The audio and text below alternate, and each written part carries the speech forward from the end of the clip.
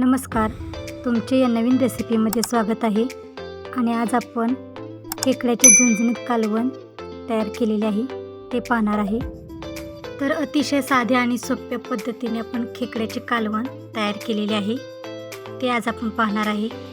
तर खेकड्याचे कालवण तयार करण्यासाठी मी या ठिकाणी 1 किलो खेकडे घेतलेले आहेत. तर आता आपण हे खेकडे आहेत ते स्वच्छ धुवून घेणार आहे. खेकड्याच्या आतील घाण काढून आपण खेकडे आहेत ते स्वच्छ धुवून घेणार आहे.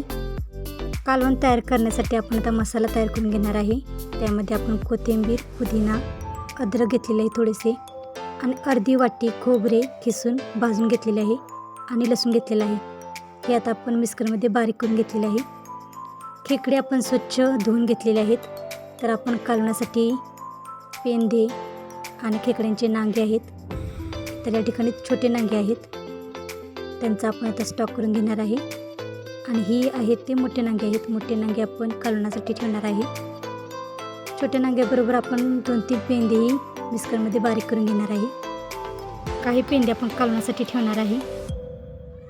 बारीक नांगे आणि 2-3 पेंदे आपण मिक्सरच्या भांड्यामध्ये बारीक करून घेत आहे.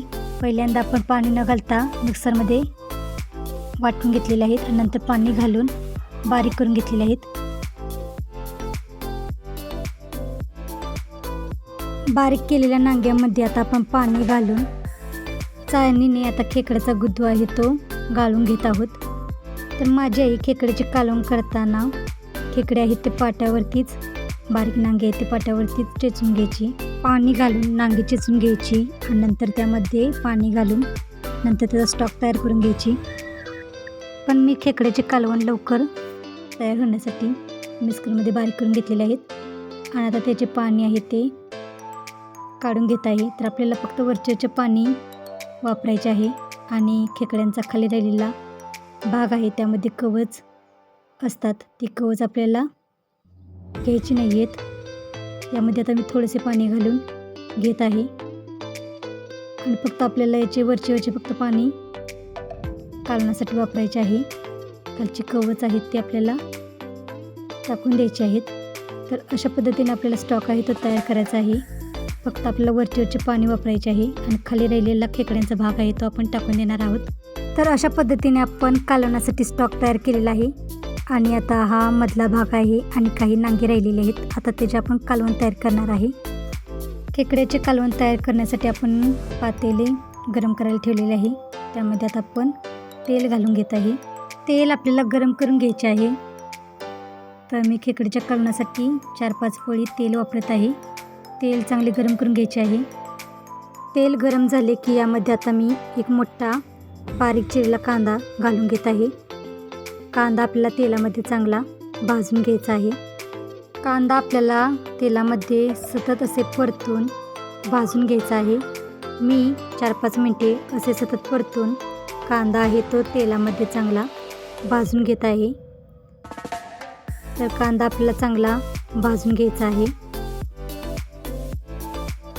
जास्त पण लालसर आपल्याला कांदा करायचा नाही आहे. 4-5 मिनटे कांदा मी तेलामध्ये सतत असे परतून भाजून घेतलेला आहे.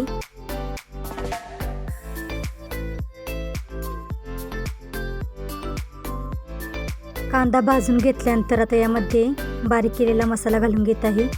यामध्ये आपण कोथिंबीर, पुदिना, अद्रक, लसूण आणि खोबरे यांचा आपण मसाला बारीक करून घेतलेला आहे, तो आता यामध्ये घालून घेत आहे.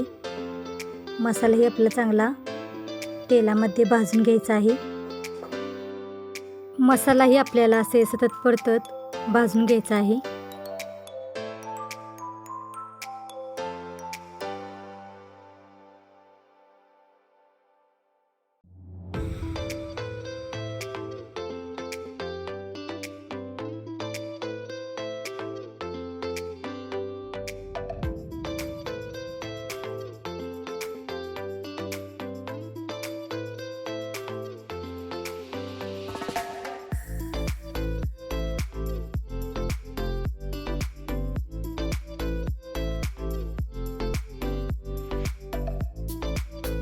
तर मसाल्याला असे तेल सुटेपर्यंत मसालाही चांगला भाजून घ्यायचा आहे. तर मी या ठिकाणी 5-6 मिनिटे मसालाही तेल सुटेपर्यंत चांगला भाजून घेतलेला आहे. यामध्ये आता अर्धा चमचा हळद घालून घेतलेली आहे आणि आता 1 चमचा रेड चिली पावडर घालून घेत आहे।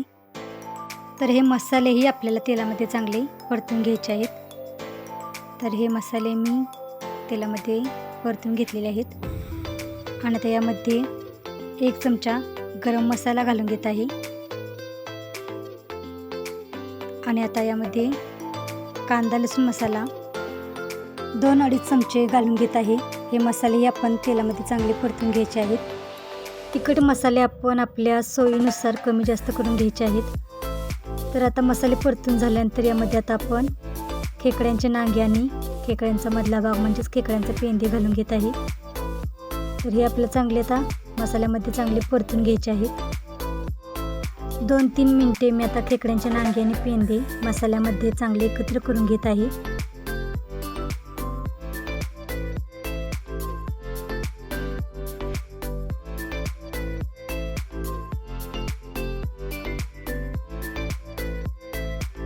यामध्ये आता आपण चवीसाठी मीठ घालून घेत आहे। तर मी 1 चमचा बारीक मीठ घालून घेतलेले आहे आणि अजून थोडेसे मीठ घालून घेत आहे। यामध्ये आता आपण नांगे बारीक करून त्यांचे पाणी तयार करून घेतलेले आहे, ते आता यामध्ये घालून घेत आहे। पाणी घालताना आपल्याला काळजी घ्यायची आहे की त्यासोबत कवच जाऊ नये, फक्त वरचे पाणी आपल्याला कालवामध्ये घालून घ्यायचे आहे। पाणी घातल्यानंतर आपल्याला सर्व असे मसाले आणि पाणी एकत्र करून घ्यायचे आहे।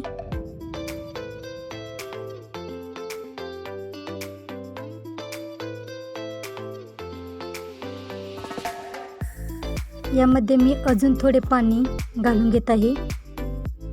खेकड्याचे कालवण आता आपण शिजवून घेणार आहे। पाणी घातल्यानंतर कालवण आपल्याला सतत असे हलवून घ्यायचे आहे। खेकड्याचे कालवण शिजवताना सतत रसा असा आपल्याला हलवून घ्यायचा आहे। 15-1 मिनिटे आपल्याला कालवण शिजवताना रसा आहे तो असा हलवून घ्यायचा आहे।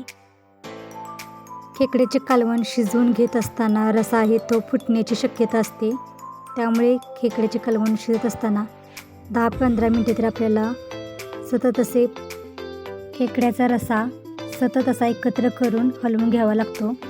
काही जण खेकड्याचा रसा फुटू नये म्हणून बेसनचे 1-2 चमचे पाण्यामध्ये घेऊन बेसन पाण्यामध्ये कालवून यामध्ये घालतात। 10-15 मिनिटांनंतर खेकड्याला चांगली आपल्याला उकळी आणून घ्यायची आहे आणि खेकड्या इथे आपल्याला चांगले शिजवून घ्यायचे आहेत। तर आता अजून 10 मिनिटे मी खेकड्या इथे चांगले शिजवून घेत आहे।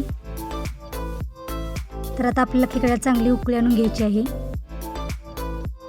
15 मिनिटांनंतर खेकड्याच्या कालवणाला चांगली उकळी आली तरी चालते। नंतर खेकड्याचा कालवणाचा रसा आहे तो फुटत नाही। तर अशा पद्धतीने आपण खेकड्याचे कालवण तयार केलेले आहे। माझी आई या पद्धतीने खेकड्याचे कालवण तयार करते, त्या पद्धतीने मी खेकड्याचे कालवण तयार केलेले आहे आणि अशा सोप्या पद्धतीने तयार केलेले खेकड्याचे कालवण चवीला खूप छान लागते। तर अशा सोप्या पद्धतीने तयार केलेले झणझणीत खेकड्याचे कालवण खाण्यासाठी तयार झालेले आहे। तर तुम्हाला ही रेसिपी कशी वाटली कमेंटमध्ये जरूर सांगा आणि अजून चॅनलला सबस्क्राईब केले नसेल तर चॅनलला सबस्क्राईब करा आणि शेजारील बेल आयकॉन क्लिक करायला विसरू नका, म्हणजे मी पाठवलेली नोटिफिकेशन तुम्हाला वेळेवरती पोहोचत राहील। आणि वेळात वेळ काढून रेसिपी पूर्ण बघितल्याबद्दल सर्वांचे मनापासून धन्यवाद।